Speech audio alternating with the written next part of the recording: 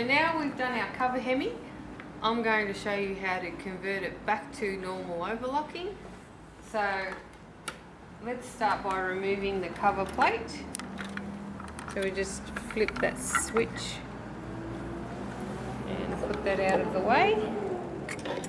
The quickest way is to actually cut all your threads, draw them through,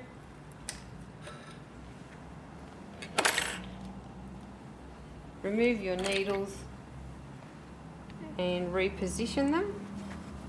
So take out one needle at a time and just insert them at the back of your overlocker. So we're using A and B position, so I've just put my B needle back in, and using your A needle, just slide the B needle up against it, and remember they are not level, one is slightly higher than the other. Okay, now we need to bring our overlocker looper back into play. So position A, engage the blade, put your stitch finger back to normal, change the width of your stitching to 6 or 6.5, whatever you like, and bring your automatic tension dial to A, and your stitch length back to 2.5, and you're ready to rethread your overlocker back to a 4 thread. Oh, we just forgot to put our plate back on. That doesn't take very long. There we go. Okay, now that I've set my overlocker back to normal, I've actually set it up for a rolled hem, because we're going to talk about differential feed. Now differential feed helps when you want to do decorative features such as fluting. Now fluting is something that you see on the bias cut.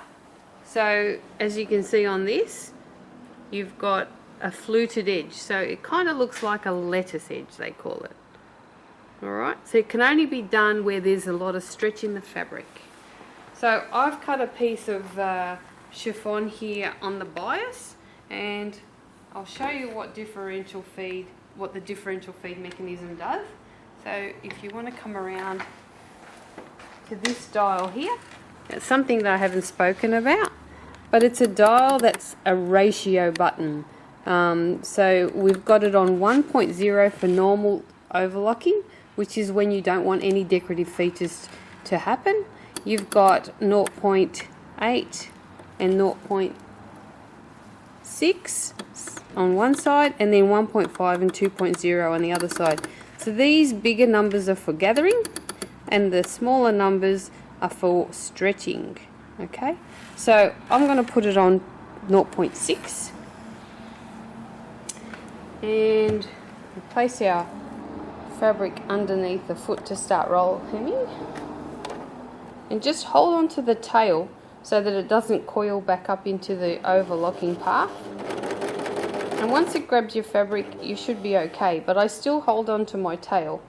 So we start overlocking, just putting a bit of resistance here at the front, so if you want to put your finger on there just to hold it straight.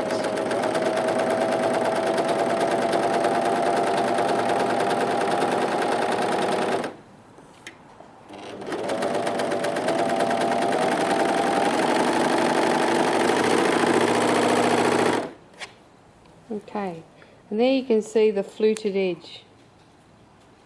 Can you see that? Alright, now we're going to do the opposite. So I'll set it up for a 4 thread overlock, and we'll do a bit of gathering. So I'll put it on 2 for this one, and I'll just give me a moment and I'll set it up for 4 thread. Okay, now we're going to set the overlock. Now we've set the overlocker up for 4 thread. I'm actually going to do a gathering stitch. So first I'll explain how differential feed works. I'll just show you here. If I take the presser foot off,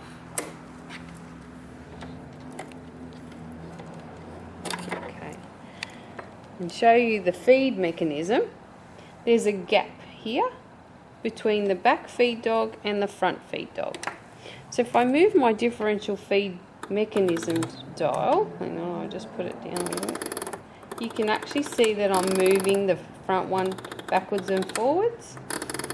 Okay, so I'm actually creating a smaller gap here or a larger gap. So if I'm going to use it for gathering, I put it on 2, which means the front mechanism will move in twice as many rotations as the back one. So that actually pushes the fabric in a little bit quicker and gives us a gathering feature. And the opposite was what I did previously, which is 0.6. So this front one rotates 0.6 times to the back one's complete circle. So it's actually keeping the fabric, it's adding resistance, so it's keeping the fabric away and making the fabric stretch. So if I set it on 2 and put my foot back on, we can start gathering.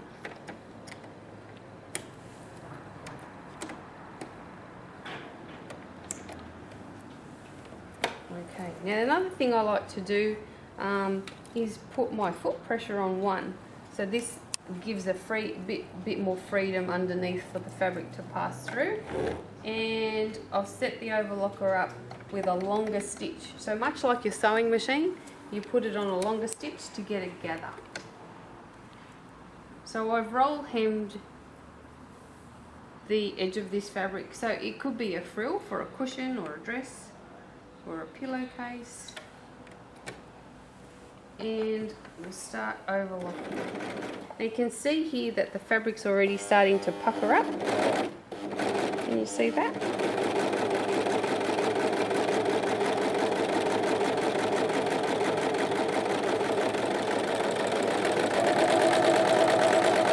Give yourself a little bit of a tail and you've formed a frill. Okay, now the beauty of doing it by overlocker is you've finished off the edge, but you also have a thread that you can pull if you require it to be closer together. So your safety stitch or your green thread is the one you use to pull up, and that will make a fuller frill. Okay, now lastly I'm going to show you how this overlocker can do a 2-thread overlock. If you look in your stitch directory here in the door, you'll see a couple of stitches have a little red asterisk in the corner. Okay, that means we use our 2-thread converter, which is actually mounted on the looper here. Alright, so I'm going to set it up to do a flat lock, which is stitch number 16. So I need to set my automatic tension dial on E here, and I need to remove my right needle. So I'll just take that out.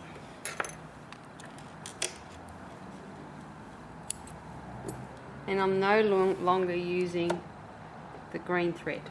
So I'm working with the blue one and the yellow one. So I also need to cut the red thread right there, and I'm going to remove it completely. So snip it at the top and take my thread out.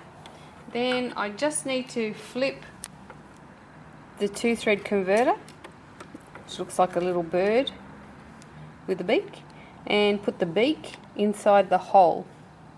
So it's not actually using any thread from the red threading path. We're just working with yellow and blue.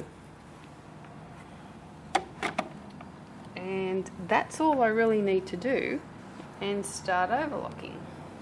Okay, now we're ready to start overlocking. So I've got 2 pieces of fabric here with the wrong sides together, and place it underneath your foot and start overlocking. So you're actually just trimming the edge .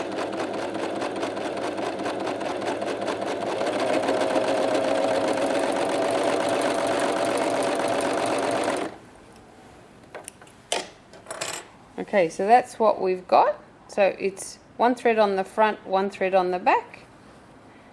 And by simply pulling on either side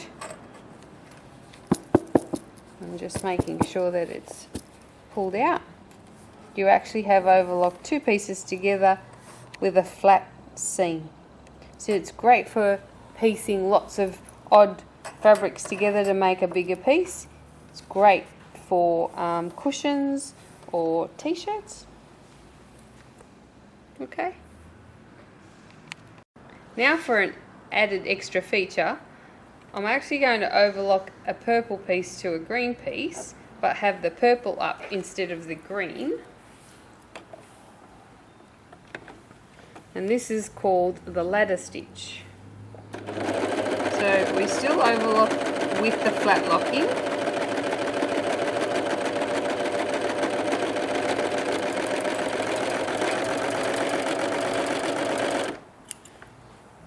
Except this time we pull it out the same, but the feature is the ladder stitch on the back. Hang on, I'll just wriggle it around a little bit. It's starting to flip out now. Hang on. If it doesn't come out, just grab your tweezers and just encourage it a little bit.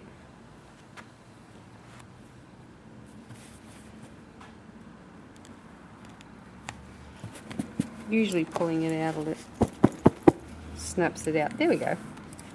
Okay, so this is now called what we call the ladder stitch, as opposed to the overlocking. So this is on the back and this is on the front.